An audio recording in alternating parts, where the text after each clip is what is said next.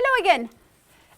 So in this video, I'm going to continue with the critical realism, and I will mainly focus on the ontology of critical realism. If you remember, in our past video, we talked about the stratification, the stratified ontology of critical realism, and we talked about observation. So this is an apple, and what do you see in an apple? You see the outer shell, you see the peel, right? And so you need to open up.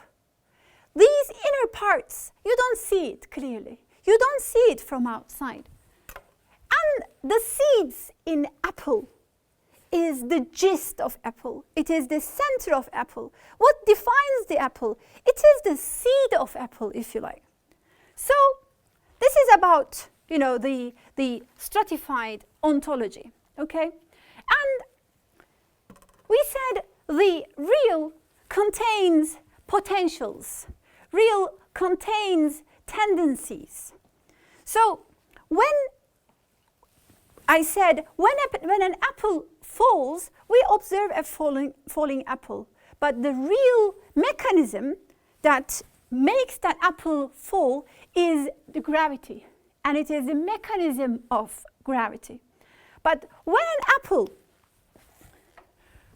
when I throw this into the air, it falls down.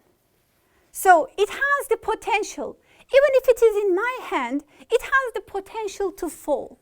So it is not falling at the moment, but it is carrying the potential of gravity, right? So if I drop it, then it is actualized.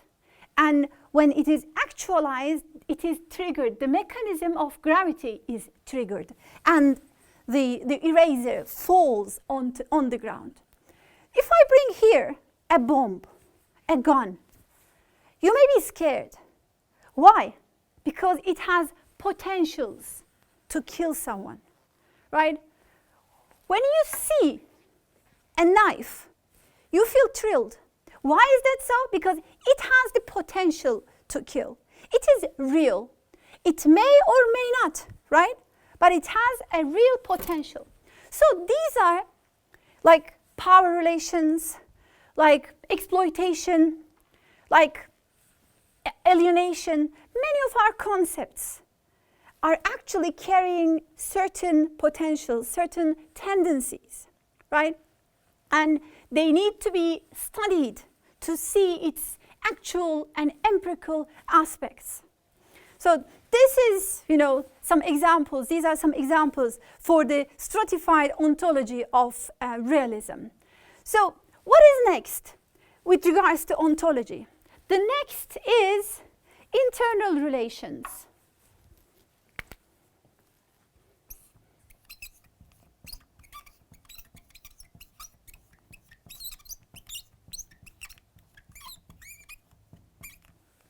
Internal relations. For realism, world is composed of internal relations among and between different entities. It is an important difference with positivism. Remember, when we were discussing positivism, positivism claimed that world consists of distinct, separate entities, elements. But for critical realism, those distinct and separate entities are internally related. An example. This is a magnet. This is a magnetic ball, a ball of magnetic balls. If you study one single magnet, can you understand its nature? I'm afraid not. You have to understand how it interacts with the rest of the magnets or with other magnets.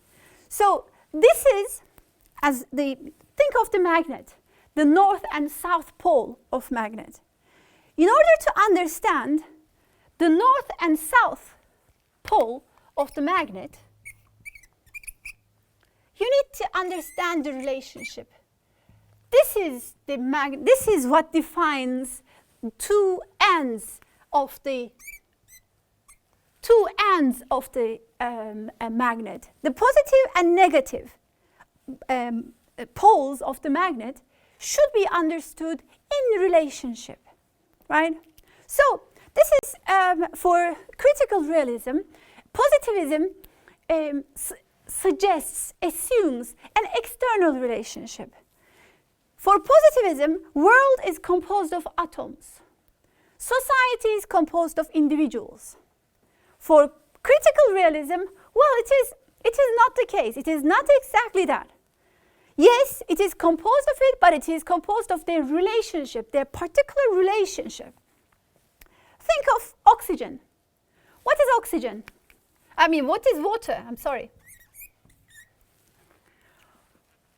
Water is composed of 2 molecules of hydrogen and 1 molecule of oxygen.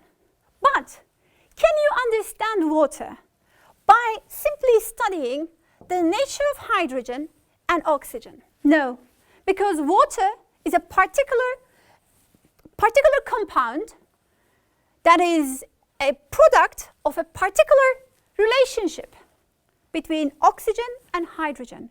And in order to understand water, you need to study it. Not without disregarding its elements, yet taking it as a distinct ontological entity. Like society. For positivism, society is an aggregate of individuals.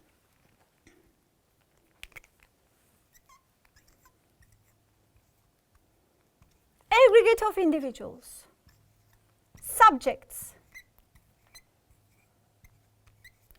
Yet, for critical realism, these are all interrelated.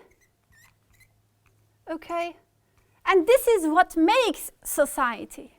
So, society is a particular relationship of individuals molded together, shaped together. Therefore, you cannot simply understand an individual without looking at its context. It is social context. Individual is shaped in its context. Like, water is shaped in that particular relationship. So, dualisms, the critical realism is very critical of dualisms. The polar contrasts. For critical realism, those apparently contrasting dualities should be understood in relationship. What are they? Society, individual. State, society. Positivism, hermeneutics. What else? Mind, emotions. Many of those are structure, agency. Many of those are interrelated, and they are not simply dualities.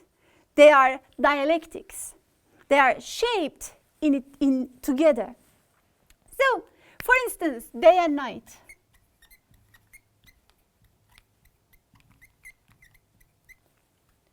So if you look at day and night, they may appear as distinct. They have different qualities. One is quite bright, you have sun, and the other one is dark, you have moon. So if you observe the difference, you can tell us many differences about day and night.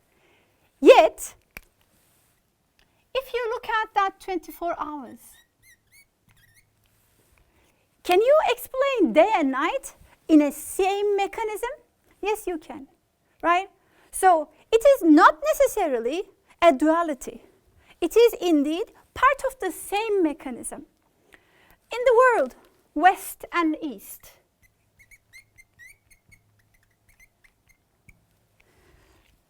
So in social sciences, there is a Western world and there is Eastern studies.